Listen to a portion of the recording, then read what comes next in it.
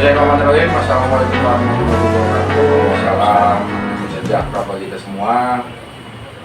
Di siang hari ini saya bersama Kang Roni. Iya. Kang Roni asli Bandung ya, Kang? Asli Bandung. Nah, kebetulan informasinya Kang Roni ini salah satu alumni UII ya? UII itu apa, Kang, singkatannya? Universitas Islam Indonesia. Nah, Yogyakarta ya. Kebetulan juga beliau salah satu mahasiswanya Pak Mahfud MD. Mungkin akan kita gali, Kang, seperti apa sih sosok Pak Mahfud MD ini yang kebetulan menjadi cawapresnya Pak Ganjar. Kira-kira tahun berapa, Kang, kuliah di sana? Saya masuk tahun 1996. Rame-ramenya reformasi itu ya? Iya. Nah, terus ketemu Pak Mahfud tahun berapa itu? Saya ketemu Pak Mahfud itu dari semester pertama. Beliau dosen pengajar saya hukum administrasi negara, hukum tata negara juga. Beliau dosen ya berarti? Dosen. Ya termasuk profesor termuda saat itu. Oh, waktu itu sudah jadi profesor? Sudah jadi profesor. Saya masuk dulu, umur berapa tuh? 41 Pak. 41 sudah jadi profesor. Gimana kalau dia mengajar ketika jadi dosen? Pokoknya saya melihatnya beliau itu sebagai figur yang komplit. Komplit maksudnya? Nah, jadi pengetahuan hukum udah jelas, beliau profesor di bidangnya. Beliau juga sosok yang religius.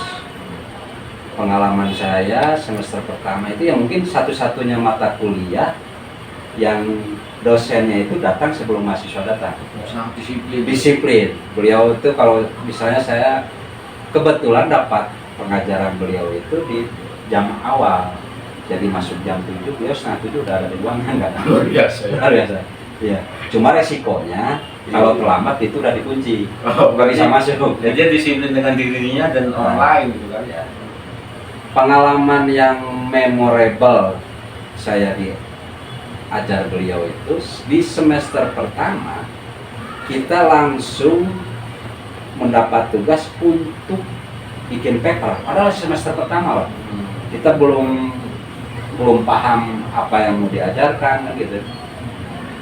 Kita dibikin paper isinya soal kepemimpinan yang ideal untuk Indonesia ke depan.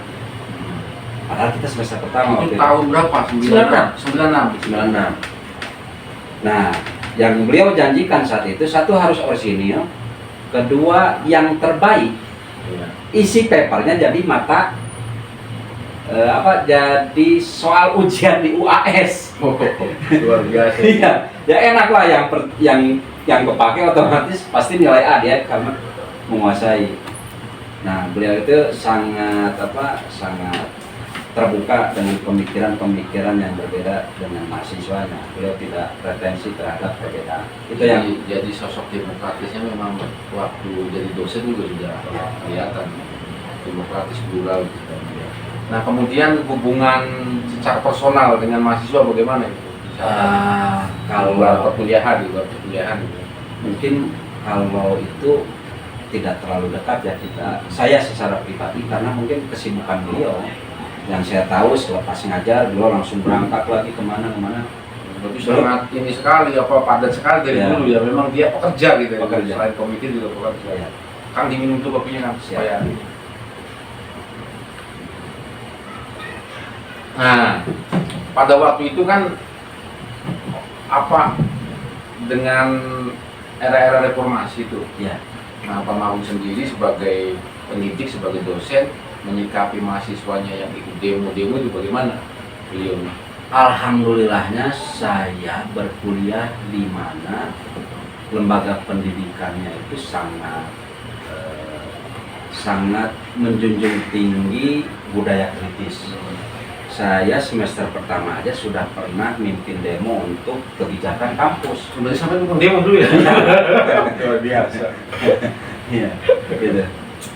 Jadi kita terbiasa berpikir kritis, berbicara terbuka, tanpa ada hambatan. Ya tentunya dengan koridor sopan santun. Dan Pak Mahfud itu pada waktu itu sebagai dosen tidak melarang gitu kan? Tidak melarang. Mahasiswanya aksi gitu. Kebetulan waktu itu posisi saya juga kebetulan dekannya Bapak Musro Upodas, almarhum mantan Ketua KPK.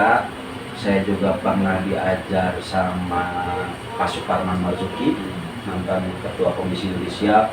Jadi ya diberkati dengan orang-orang yang berkualitas. Saya pernah berinteraksi dengan orang-orang yang hebat. Ya. Nah, pendapat Kang Roni nih, yang terakhir pertanyaan saya terakhir. Pak Mahfud ini kan resmi nih dicalonkan bersama Pak Ganjar.